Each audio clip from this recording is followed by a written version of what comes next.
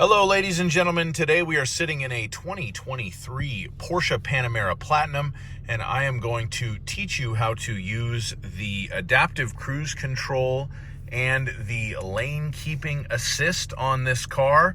So step one, we have to make sure that the systems are turned on. So on this car, you go to the assist menu right here, and then close that.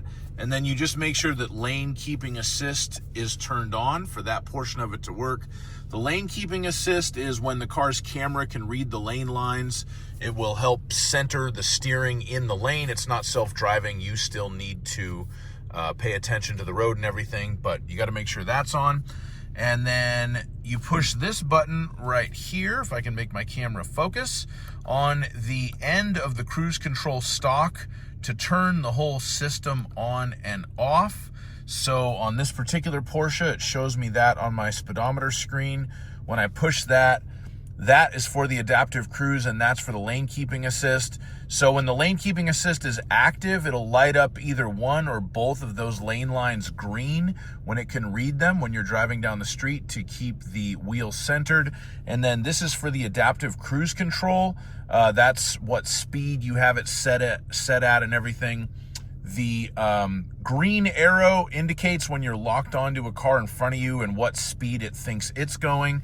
The adaptive cruise control is able to lock onto the car in front of you and follow it, and it can slow down and speed up to your predetermined maximum speed, and even bring the Porsche to a complete stop on this particular system.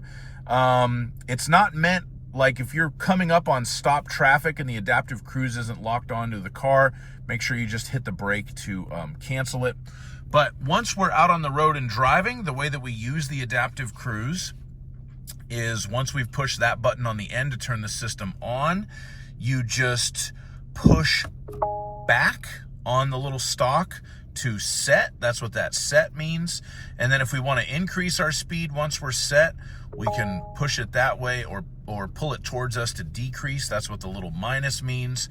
If you have to hit the brakes to temporarily disable it, or if the car brings itself to a complete stop, you bump up to resume the adaptive cruise function, bump down to cancel the adaptive cruise, or you can just tap your foot on the brake.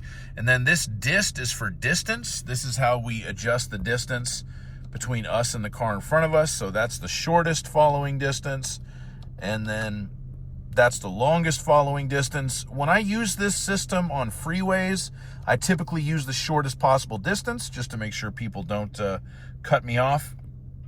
But anyway, those are the basic controls for it. It should be noted that you can use the lane keeping without the adaptive cruise. This part of it could be active without using adaptive cruise, but if you push that, then neither will be active. So with all that being said, let's take the car out on the road and I'll show you how it works. All right, so here we go. We're out on the road. We are going to press the end of the cruise control stalk to activate the system, and then we are going to push back on it to set the speed. So now we can see that the speed is set to 45, and we are reading the lane lines. That's why the little car is green. We are locked onto the vehicle in front of us, which was at a stop, and the car has brought itself to a complete stop, and there we are. So on this little graphic, we can see that the green arrow is right there at the 0, pointing at the 0. That's the only indication that the Porsche gives you that it's locked on to the car in front of you, is that little green arrow right there. And we will wait until the light turns green. We're behind some sort of construction truck or something with a bunch of weird equipment on it right now. And I'll take this opportunity to point out the fact that always pay attention to what sort of vehicle you're following. The example I always use is a flatbed delivery truck with nothing on the bed. Are you actually locked onto the back of the truck, or are you locked onto the back of the cab? Pay attention to that and adjust accordingly if it seems like the vehicle is following the car in front of you too closely. So now I'm just going to bump up on the stalk to resume, and the car is accelerating on its own. I do not have my foot on the gas right now. My maximum speed is set to 45, as you can see there. So we will go up to 45 miles an hour and no faster. Currently the vehicle in front of us is doing less than 45 miles an hour, so we are just locked onto that vehicle. And once again, the green arrow that corresponds with the speed we're doing at this exact moment, that's what's telling me that the Porsche is locked onto the vehicle in front of us. If there was no green arrow, then it might not necessarily be locked onto anything. Now, I'm going to use my turn signal and change lanes to attempt to go slightly faster. And now you can see the green arrow is kind of right at the going above my speed because the car in front of me is going faster than my preset speed. So I am going to increase my speed slightly to maintain the flow of traffic by pushing kind of forward on the stalk like that. And now we are catching up to traffic. And you'll see now the green arrow is below the speed that I'm going because it's trying to catch up with the car in front of me per my following distance. But now we have caught up to the car in front of me, so we will start to slow down. And again, to adjust the following distance, it's this distance guy right here. And then it shows you the graphic of what level of following distance that you're at. So we will use the second closest. Whenever I'm on a freeway and heavy traffic, I always use the closest following distance because it gives people less of an opportunity to cut you off and get in front of you. But on city streets, that's not so much of a concern. So here we go. We are potentially going to come to a stop again. Oh, the light up ahead turned green, so maybe not.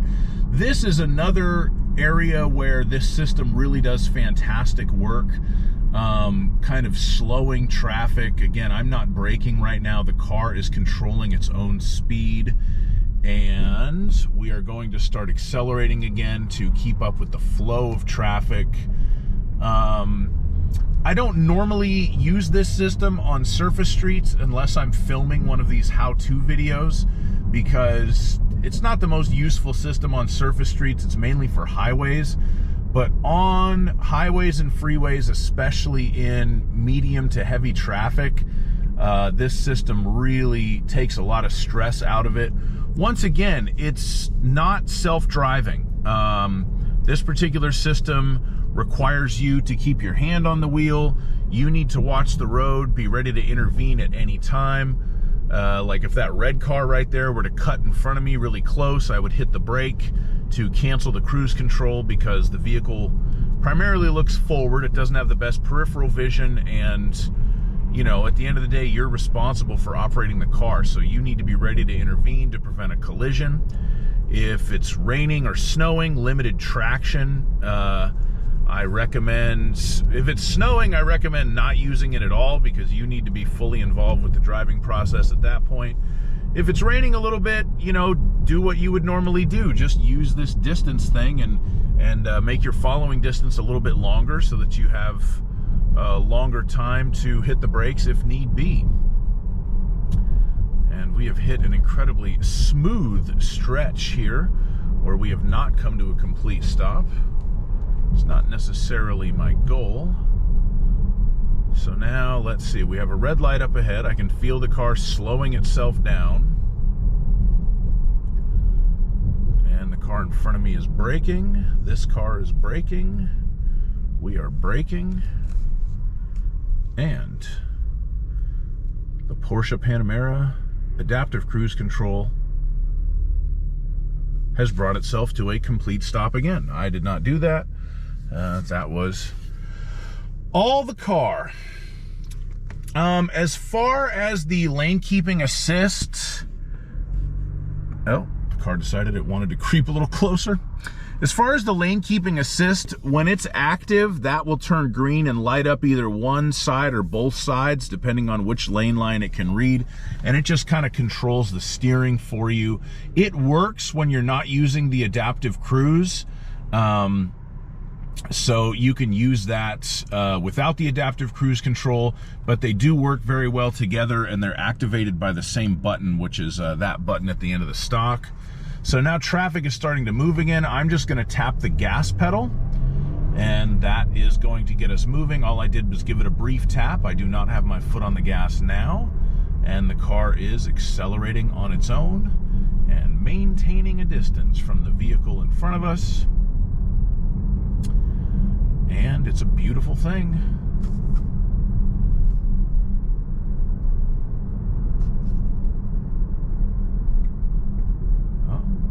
Oh, light turned green up ahead, so we might not come to a complete stop here. But again, this is so slowing down, 8 miles an hour, 7, 6, and then now we accelerate. And that's the car accelerating on its own. And again, in, you know, heavy traffic situations, that is where it does its best work. Absolutely phenomenal. One of my favorite pieces of modern technology in cars is the adaptive cruise control. That's why I make these videos, because I want people to watch them. And hey, you know what? It's a feature you paid for on the car on a lot of new cars these days. This one included, it's standard. So, you know, it's there. You might as well try it out. This car is slowing itself down. Looks like we're going to come to another complete stop. And there it is, 2 miles an hour. 0, complete stop. So that's pretty much what I have to say about the adaptive cruise control on a Porsche. There it is, creeping forward on its own to keep up with the car in front of me. Just remember, once again, it's not self-driving. You need to watch the road. You need to keep your hand on the wheel. You need to pay attention at all times and be ready to intervene if need be. Please leave a comment down below if you have any questions. I'll do the best I can to answer them. And have a great day. And as always, drive safely. Bye-bye.